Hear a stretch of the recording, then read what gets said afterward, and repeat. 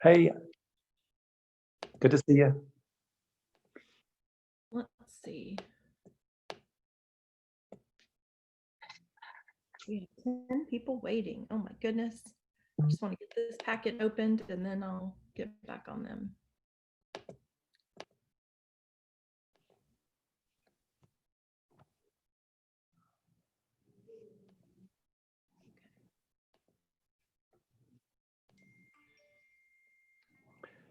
Jennifer, Yes.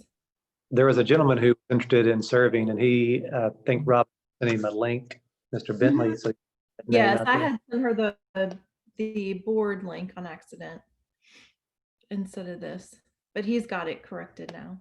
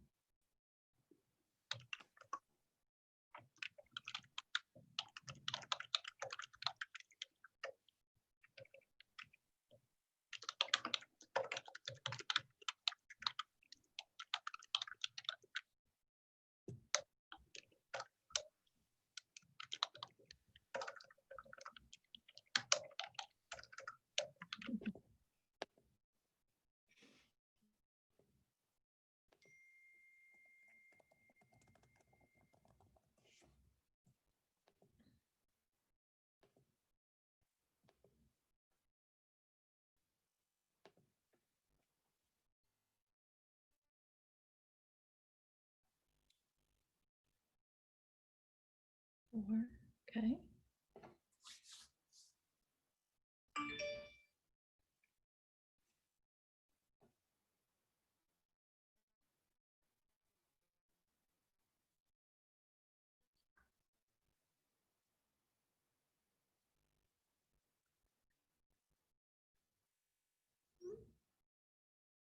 Okay.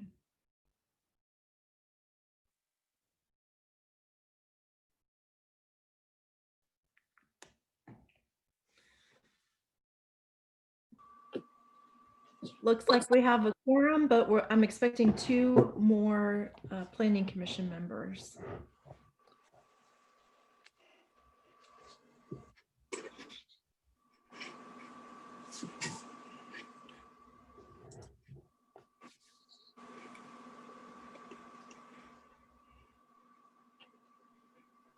There you go.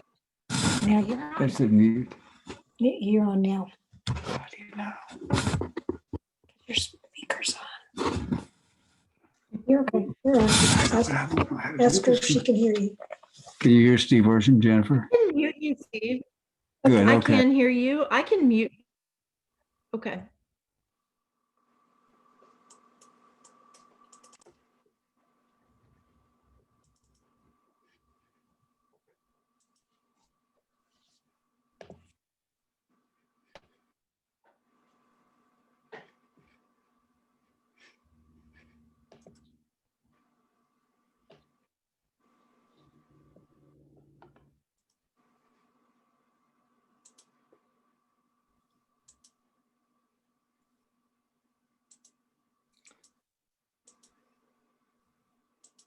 So Chairman Grimes, we're just lacking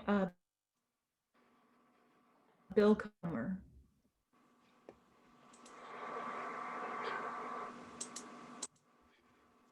Did he say he would be here today?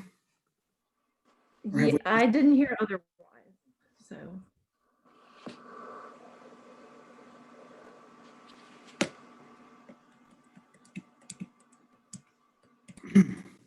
I will give him another 2 minutes just to be on the safe side, Okay. and then we will go, if that's all right with everybody.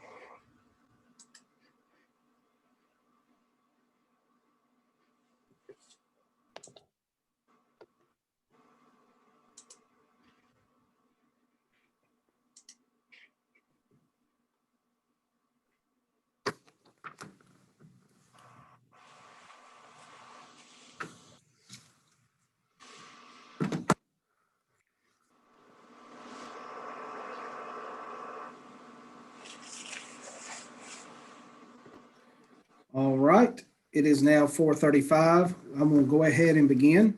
Due to the COVID-19 emergency, the Planning Commission will conduct its essential business by electronic means rather than being required to gather in a quorum of its members physically present in the same location because it is necessary to protect the health, safety, and the welfare of Tennesseans. This meeting is in compliance with the Governor's Executive Order number 65, and this will remain into effect till 11:59 p.m. on December 27th, 2020. With that, I'm going to call our meeting to order. And it says it has been determined that this meeting electronically is necessary to protect the public health and safety and welfare in light of the coronavirus. A recording of this meeting will be made available to the public online.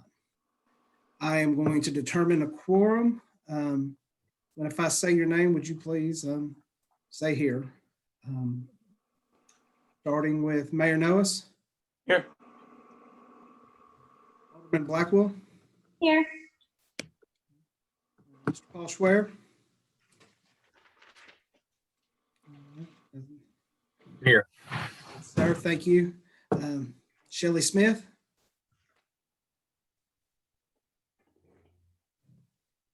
Mhm. Let's see Shelley's face.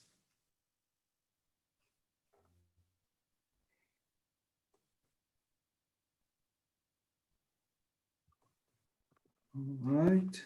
Sorry, here, technical difficulties. Okay, you're fine. Thank you, Shelley. Knew you were there. And right now, it looks like we are just, we do have a quorum, being Mr. Comer's not available at this time. And we have a empty seat as well with Mr. Crabtree not renewing his term. So, but we do have a quorum. So let's do our Pledge of Allegiance. Mayor Noes, do you mind leading us? Everyone stand, please. And place your hand over your heart and repeat after me. I pledge allegiance to the flag of the United States of America and to the republic for which it stands, one nation, under God, indivisible, with liberty and justice for all. Thank you. Thank you, Mary Noes. All right. you have the commission has the minutes from the previous meeting. If you would review, and I would entertain a motion for the approval after everybody has sufficiently read them. Move to approve. Motion, Second. Mayor Noes, and a second from Alderman Blackwell. Okay, we get to do roll call, guys. So I'm going to ask your vote. Mayor Noes. Aye. Alderman Blackwell. Yes. Mr. Swear. Yes. Ms. Smith. Yes. That is 5-0. All right. Ms. Moody, as this, I don't know if I need to refer to you or I'll let you introduce our new planner as well. It's reports from officers and staff. No. I would be happy to introduce you to Miss Mary Samaniego. She started just a few weeks ago, and we thought it'd be best if we just join forces today. These couple of items I have been involved in handling, but from this meeting forward, Miss Samaniego will be able to lead you and guide you. We also wanted to share with you tonight, I'm going to give her an opportunity to speak, but we did want to just update the board. In the few weeks she's been here, she's already assisted us with putting together a request for proposals on the update to our comprehensive land use plan. And so we're hoping to advertise that proposals in early February. Okay, so I'll turn it over to Mary and let her introduce herself. As Ms. Moody said, I'm Mary Samaniego. I've been here in Tullahoma approximately 3 weeks now. I'm coming from working as an urban planner with the city of Tampa, Florida. I've been in the planning field for approximately 25 years, and I'm very happy to be in this current position.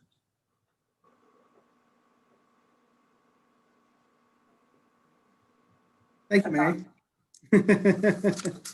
Thank you, Mary. We are very glad to have you. Any other reports from officers or staff? If there not being any, any old business, we have none. So now we are to the new business. Our first thing on the agenda is actually a public hearing. It's a zoning map amendment. And the request is a zoning map amendment 243 request. This is a request to rezone the parcel at 104 Southside Drive from general commercial district C2 to a high density residential district R3. Our applicant is Mr. Billy Demby. Mary, is there anything that we need to know before I open the public hearing? No, Ms. Moody will give the presentation. Sorry. Thank you. If I could, I'll just share a little bit about this property. It's in an area that is mixed use with commercial adjoining it on one side and residential R3 adjoining it on the other side. The current structure, it has historically been a single family home, even though its current zoning is C2 commercial. We did a little bit of research and saw that it was rezoned to commercial about 10 years ago in 2010 by at the time, a different property owner. The lot is a very small lot, about 5,000 square feet, 50 by 100. Probably not well suited to commercial use unless it was combined with another lot. My understanding, and I believe that Mr. Demby is here to speak to this during the public hearing, so he can share with you his plans for the property. But our feeling was that it has probably historically always been residential and been zoned R3. Only in the last 10 years has it been zoned C2, but never used as commercial property. Thank you, Ms. Moody. With that, as I said, this is a public hearing. I will open up the floor for public hearing. You're allowed 2 minutes. Please state your name and address. If anybody is donating their time, we ask for you to do that in the beginning. So if you're donating your time for 2 minutes, so we just get your name and address and who you're donating that to. With that, I am opening up the public hearing. Would anybody like to speak? Yeah, you would.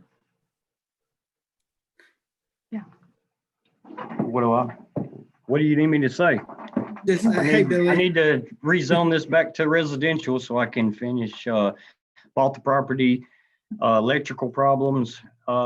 Ended up having to go into the house a little further than we wanted to get it corrected, to get it to some kind of livable position, back to a livable position from previous renters that lived in it, that destroyed the place. Passed state inspection on the electric and found out it was zone commercial, couldn't get the building permits for the remodel part, and that's where I sit at with it. Mr. Denby, could you state your name, please, too? I'm sorry. Billy Denby, 17 Central Avenue, Tullahoma. Thank you, Mr. Denby. Was there a question from the commission? Mr. Chairman, Ray Norris, I do have a question from Mr. Denby. If it is rezoned R3, and this is a question for you also, Ms. Moody. If it's rezoned R3, will it then meet all the zoning requirements if it becomes R3? Yes, sir.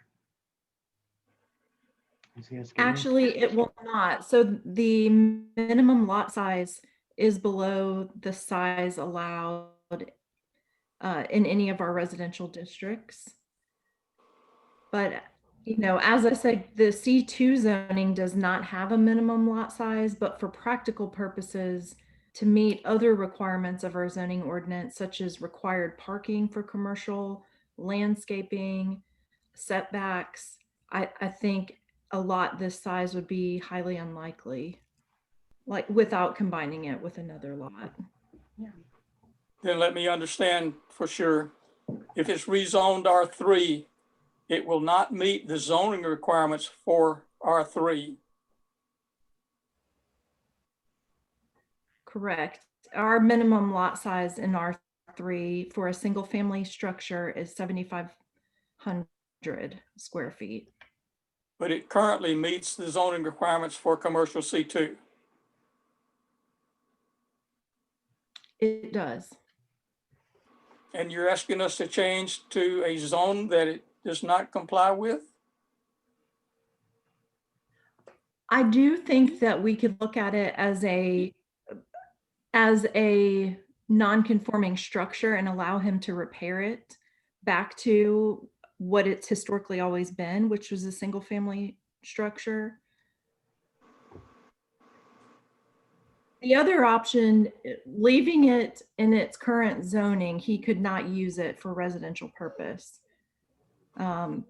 It would have to be converted to a commercial use.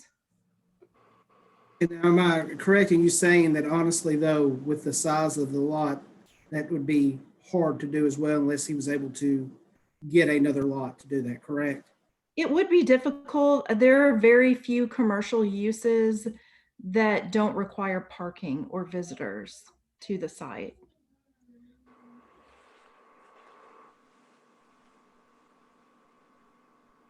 That, is there anybody else that would like to speak in the public hearing? If that, I'm going to close the public hearing and I would entertain a motion to open up discussion amongst the commission.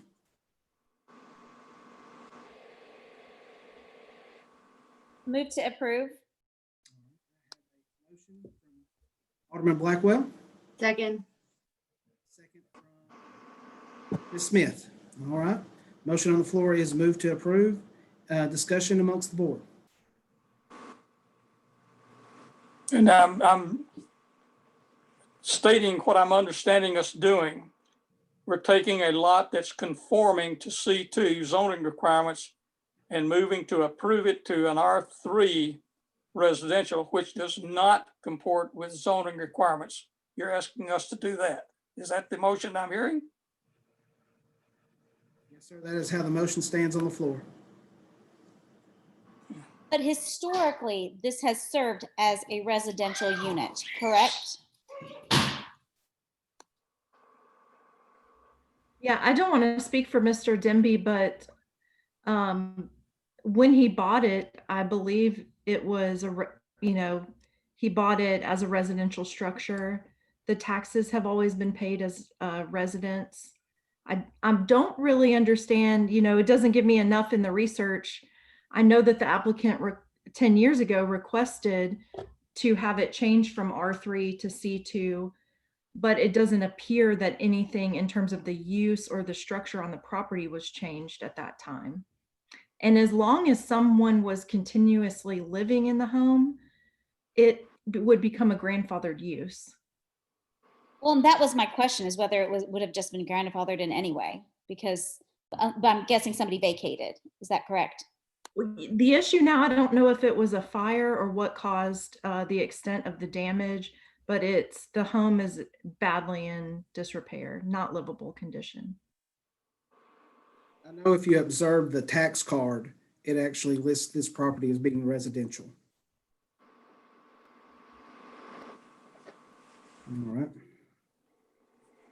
Any other questions, comments from the commission? If not, I will call the question and I will do a roll call vote. Alderman Blackwell, Yes. Mayor Noes, No. Mr. Square, Yes. Ms. Smith. Yes. Yes. And I will vote yes as well. That is 4 for the approval and 1 dissenting. All right. And this is a favorable recommendation. Isn't that correct? That goes to the board? Yes. Okay. All right. Now we will move to the second agenda item. Once again, it is a public hearing. It is a subdivision plat. It is the Denby Grosh Lane minor subdivision to create 3 residential lots from existing, 1.9 acres on 109 Grosh Lane. Our applicant is Mr. Joe Denby. I am opening up the floor. Oh, sorry, Ms. Moody. Report from staff. Okay. The applicant, he intends to create residential lots from this 1.91 acres for single-family residents. All of the proposed lots are larger than our required minimum 20,000 square foot lot sizes in the R1 district without public sewer. And I do know these have been approved for septic by TDEC, and that Andy Best is here to represent the applicant. Thank you, Ms. Moody. I will open this for a public hearing. Once again, state your name and your address, and you have 2 minutes. Anybody who is donating their time, if you would, please let us know at the beginning. With that, I open the public hearing. Anybody that would like to speak on the minor subdivision plat on Grosh Lane? All right, with that, I will close the public hearing. I would entertain a motion to open for discussion.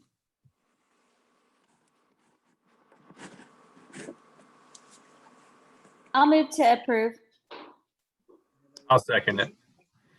Motion from Alderman Blackwell and a second from Mr. Schwer. With that, discussions, Mr. Bass, are you available to answer questions? Yes, I am. I'm available to answer any questions you may have. Thank you, Mr. Bass. I have a question for Ms. Moody and about this one. And my question is, I actually did hear from citizens about this one. And like my understanding is in terms of the zoning, et cetera, I understand why this can and easily will be approved this time. But when we start looking, and this is not for this one, I just want to be clear, I'm not talking about this specific thing. But when we move forward with the land use map for this area, is it something that we can look at having larger acre lots out there. I know we created that zoning. No, ma'am. The zoning that had the agricultural one, out on Ledford Mill Road. I'm The wondering, R1A district. R1A district, and I know this is not for this, and this would, because this is ahead of that, but when we start to talk about for the next steps for that area, is it something that we can include an R1A district in that area? How do we do that? Is the concern, because I heard from a citizen as well, is the concern regarding the septic on the lots or the size of the lot, considering that they're going to be on septic? I think the concern I heard was, yes, I heard that as well, but I think the nature of the neighborhood in general has larger lots too. That area does. 'Cause it's like down the road from me, and overall, like most of them are larger lots. And this is for after the fact, for later. But is it something that can be considered?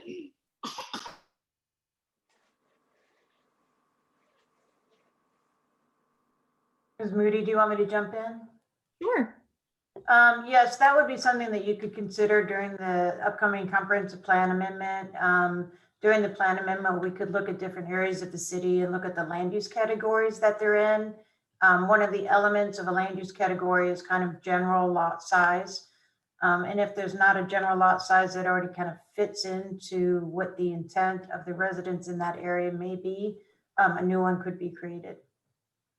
So that's definitely something that could be discussed during the public hearing process of the comprehensive plan amendment. And then after the comprehensive plan update is completed, we anticipate then there may be a zoning code update that would implement the new policies and objectives of that plan. Great, thank you. That was my question. You're welcome.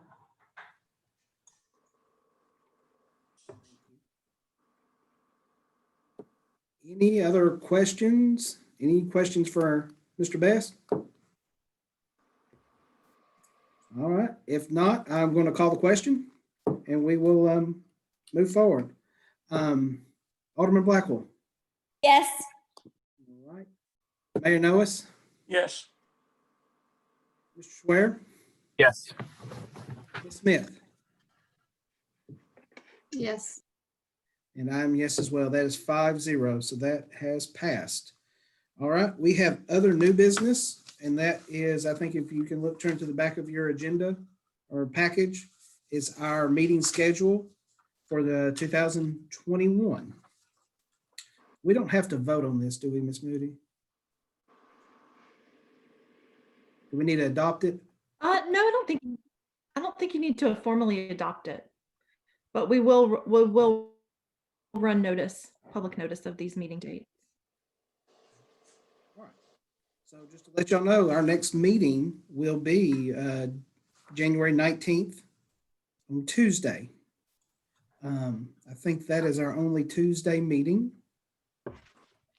And any question on the scheduling from the commission? Guys, this is a little bit quicker than we have been lately. I appreciate everybody's time. And with that, we are adjourned.